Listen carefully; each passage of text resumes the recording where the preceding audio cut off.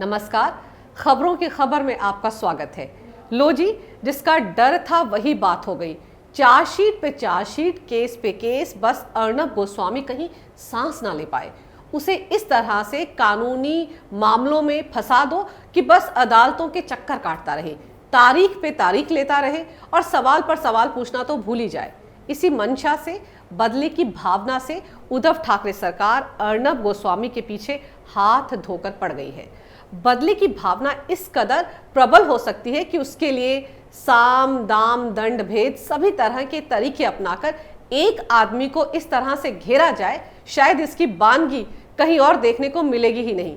जिस तरह से उद्धव ठाकरे या यूं कहे ठाकरे परिवार और अर्नब गोस्वामी के बीच 36 नहीं 72 का आंकड़ा बना हुआ है, व्यक्तिगत दुश्मनी का समीकरण बना हुआ है और महाराष्ट्र की सारी मशीनरी अर्नब गोस्वामी को फंसाने के लिए काम कर रही है, उससे कुछ और हो ना हो पर उद्धव ठाकरे अपनी उस बात को तो साबित कर ही देंगे कि जब वो किसी के पीछे पड़ते हैं तो हाथ धोकर पड़ जाते हैं। याद है ना, महाराष्ट्र की 3 टांग वाली सरकार की पहली सालगिरह पर उद्धव ठाकरे ने अपनी इसी खूबी के बारे में संजय राउत को दिए इकलौते और घरेलू इंटरव्यू में खुलकर बताया था कि अगर कोई उनके पीछे पड़ जाए तो वो उसके पीछे हाथ धोकर पड़ जाते हैं।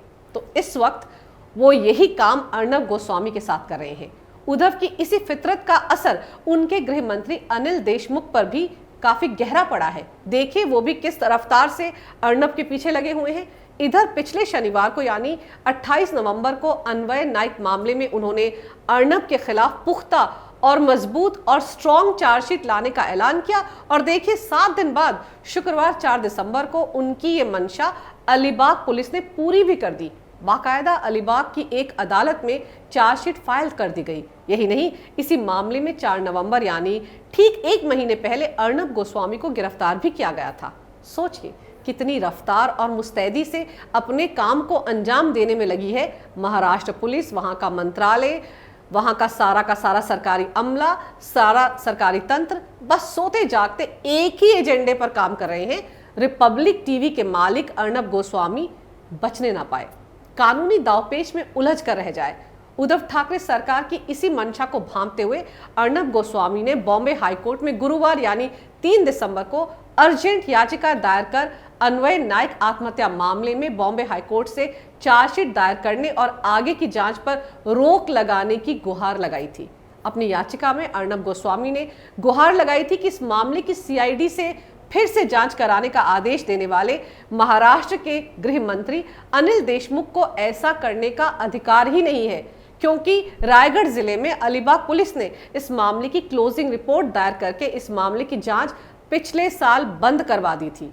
अर्नब ने इसी मामले में 4 नवंबर को ही अपनी गिरफ्तारी को अवैध करार देते हुए अपनी याचिका में बॉम्बे हाईकोर्ट से अनुरोध किया है कि इस मामले की जांच सीबीआई या फिर किसी दूसरी स्वतंत्र जांच एजेंसी से करवाई जाए। साथ ही कहा था इस मामले में कोई भी चार्जशीट सुप्रीम कोर्ट के ऑर्डर की अवमानना होगा। हालांकि ये याचिका अर्जेंट थी, लेकिन इसके बावजूद अभी तक बॉम्बे हाईकोर्ट में इस याचिका पर कोई संज्ञान नहीं लिया गया है। गजब का इत्तेफाक है कि ठीक 1 दिन बाद महाराष्ट्र सरकार ने अन्वय नाइक और उनकी मां को आत्महत्या के लिए उकसाने के मामले में अर्नब गोस्वामी, फिरोज शेख और नीतीश शारदा के खिलाफ 1914 पन्नों की चार्जशीट फाइल कर दी। ये चार्जशीट अलीबाग की एक अदालत के सामने दायर की गई है, जिसमें इंटीरियर डिजाइनर अन्वय नाइक और उनकी मां कुमुद को आत्महत्या के लिए कथित रूप से उकसाने का मामला दर्ज किया गया है और इस चार्जशीट में 65 लोगों को गवाह बनाया गया है। इसमें धारा 306 के तहत अन्वय को सुसाइड के लिए उकसाने का आरोप लगाया गया है। इसके अलावा धारा 109 के तहत अपराध के लिए उकसाने की धारा भी जोड़ी गई है, लेकिन एफआईआर में दर्ज धारा 34 को इस चार्जशीट से हटा लिया गया है। धारा 34 के तहत अर्नब गोस्वामी और बाकी दोनों आरोपियों पर यह आरोप लगा था कि इन तीनों ने मिलकर एक साजिश रचकर अन्वय को आत्महत्या के लिए उकसाया था। ताजुब की बात यह है कि इस धारा 34 को हटा लिया गया है। इस धारा का हटना इसलिए महत्वपूर्ण है क्योंकि इस मामले में पहले जांच कर रहे अधिकारी ने 2019 में इसी धारा की दलील देकर मामला बंद कर दिया था। ऐसे में अब महाराष्ट्र पुलिस ने जो चार्जशीट दायर की है इन तीनों आरोपियों के खिलाफ, उससे आरोपियों के एक साथ जुड़े होने की बात को हटा दिया गया है। चार्जशीट में जिन 65 गवाहों का जिक्र है, उनमें से 6 गवाहों के बयान मजिस्ट्रेट के सामने दर्ज होने की बात भी कही गई है। पुलिस का दावा है कि अर्नब गोस्वामी के खिलाफ उसके पास पुख्ता स्ट्रॉन्ग डिजिटल सबूत हैं। पुलिस का यह भी दावा है कि अन्वय नाइक और आरोपियों के बीच ईमेल का आदान प्रदान भी एक बहुत बड़ा सबूत है। सुसाइड नोट को डाइंग डिक्लेरेशन माना गया है। चार्जशीट में यह भी कहा गया है कि क्राइम ब्रांच के फिंगरप्रिंट एक्सपर्ट ने इसकी पुष्टि की है कि सुसाइड नोट अन्वय नाइक ने ही लिखा था। अब सवाल यह है कि जिस मामले को 2019 में सबूतों और गवाहों के अभाव में खुद ही अलीबाग की पुलिस ने बंद कर दिया था, फिर उसी मामले को इस साल मई में क्यों खोला गया और अब कैसे ये 65 गवाह पुलिस को मिल गए? क्या कोर्ट की इजाजत से इस केस को खोला गया या फिर बदला लेने की भावना से इस केस को फिर से खोला गया? ये तमाम सवाल हैं जो इस मामले को खोलने के पीछे की, बदला लेने की और किसी भी तरीके से किसी भी केस में अर्नब को फंसाने की मंशा साफ दिखाते हैं। महाराष्ट्र की सरकार और पुलिस अर्नब गोस्वामी को कानूनी मामलों में फंसाने के लिए किस शिद्दत से काम कर रही है, ये तो काबिल तारीफ है।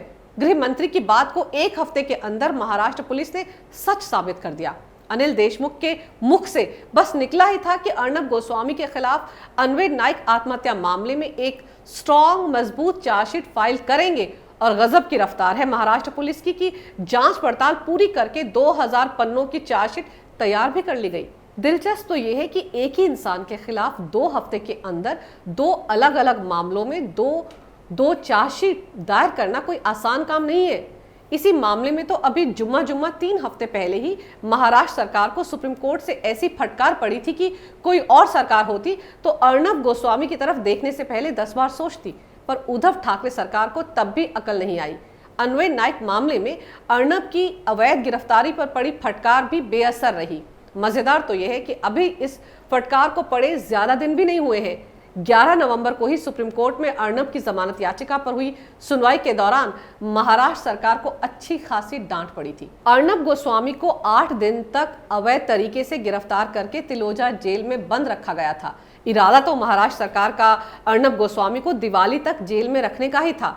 तभी तो उन्हें ना सीजेएम कोर्ट से जमानत मिल पाई, ना ही बॉम्बे हाई कोर्ट से जमानत मिली। अन्वय नाइक आत्महत्या मामले में अवैध तरीके से जिस एफआईआर की बिना पर महाराष्ट्र पुलिस ने अर्नब गोस्वामी को गिरफ्तार किया था, उस पर सुप्रीम कोर्ट ने साफ कहा था कि प्रथम दृष्टि में इस मामले में अर्नब समेत तीनों आरोपियों की कोई भूमिका नजर नहीं आती। इसके अलावा अर्नब की गिरफ्तारी पर जो तीखी टिप्पणियां सुप्रीम कोर्ट ने उद्धव ठाकरे सरकार के लिए की थी, उसमें कोर्ट ने साफ कहा था कि उद्धव ठाकरे सरकार कानून का बेजा इस्तेमाल कर अर्नब को फंसाने के काम में लगी हुई है। कोर्ट ने तो ये भी कहा था कि इस तरह राज्य सरकारें अगर अपने नागरिकों के अधिकारों की रक्षा करने में नाकाम रहती हैं तो न्यायपालिका को तो आगे आना ही पड़ेगा। कोर्ट ने साफ कहा था कि कानून का इस्तेमाल किसी भी इंसान को फंसाने के लिए नहीं किया जा सकता। यही नहीं, बॉम्बे हाईकोर्ट ने भी जिस तरीके से अर्नब गोस्वामी को जमानत याचिका पर 2 दिन तक सुनवाई करने के बाद फैसले को सुरक्षित रख लिया था और फिर तीसरे दिन कह दिया था कि उन्हें जमानत के लिए निचली अदालत में जाना होगा, तो बॉम्बे हाईकोर्ट के इस मामले में अर्नब को जमानत ना देने के फैसले पर भी सुप्रीम कोर्ट ने कहा था कि बॉम्बे हाईकोर्ट के जजों से गलती हुई है। अब ये गलती कैसे हो गई बॉम्बे हाईकोर्ट के माननीय जजों से, इस पर तो सवाल भी उठे हैं। जिस तरीके से अन्वय नाइक मामले को फिर से खोला गया, वो पूरी कवायद भी सवालों के घेरे में है। एक बंद हो चुके केस को बिना कोर्ट की इजाजत के खोला गया और फिर उसी आधार पर अर्नब समेत तीनों आरोपियों को गिरफ्तार किया गया था। याद है ना, इस मामले में सीजेएम कोर्ट की जज ने भी कहा था कि अर्नब की गिरफ्तारी अवैध है। उन्होंने ही कहा था कि ये केस तो क्लोज हो चुका है, इसको किसकी इजाजत से रीओपन किया गया। फिर उन्हीं जज साहिबा ने गिरफ्तारी को अवैध बताने के बावजूद अर्नब को 14 दिन की न्यायिक हिरासत में भी भेज दिया था और अब इसी मामले में करीब 2000 पन्नों की चार्जशीट। इतनी जल्दी सुप्रीम कोर्ट में हुई फजीहत और बेइज्जती को कैसे भुला दिया उद्धव ठाकरे सरकार ने? सवाल पूछने और सवाल उठाने के बदले में उद्धव ठाकरे ने अर्नब के खिलाफ अपनी लड़ाई को नाक का सवाल बना लिया है। चारों तरफ से अर्नब को फंसाने का काम चल रहा है। अब देखना यह होगा कि बॉम्बे हाईकोर्ट इस मामले में गुरुवार को दायर की गई अर्नब की अर्जेंट याचिका पर कब सुनवाई करेगा, क्योंकि इस पर भी सस्पेंस बना हुआ है। फिलहाल अर्नब के लिए राहत की बात तो यह है कि रिपब्लिक टीवी के assistant vice president Ghanshyam Singh को 25 दिन बाद मुंबई की एक अदालत ने जमानत दे दी है। घनश्याम सिंह को भी तलोजा सेंट्रल जेल में ही रखा गया था। कोर्ट में उनकी पेशी के दौरान कैसे काले कपड़े से उनका चेहरा ढका गया था, उस पर भी मुंबई पुलिस की काफी किरकिरी हुई थी। वैसे भी चाहे वो 100 FIR का मामला हो, विशेषाधिकार हनन का मामला हो, अन्वय नाइक मामले में गिरफ्तारी का मामला हो, इन सब मामलों में अर्णब गोस्वामी को राहत सुप्रीम कोर्ट से ही मिली है। तो अब की बार भी यही लगता है कि शायद अर्णब को इस मामले में भी राहत के लिए सुप्रीम कोर्ट का दरवाजा ही खटखटाना पड़े। अगर आपको मेरा ये वीडियो अच्छा लगे तो कृपया इसे लाइक करें, शेयर करें और हमारे चैनल को सब्सक्राइब करना ना भूलें। देखते रहिए कैपिटल टीवी। अगर आपको हमारा वीडियो पसंद आया हो तो इसे लाइक करें, हमारे चैनल को सब्सक्राइब करें और हाँ, बेल आइकन दबाना ना भूलें ताकि आप तक हमारे वीडियो की नोटिफिकेशन पहुंचती रहे। आप अपना सुझाव हमें कमेंट बॉक्स में दे सकते हैं। हमारे साथ जुड़ने के लिए शुक्रिया।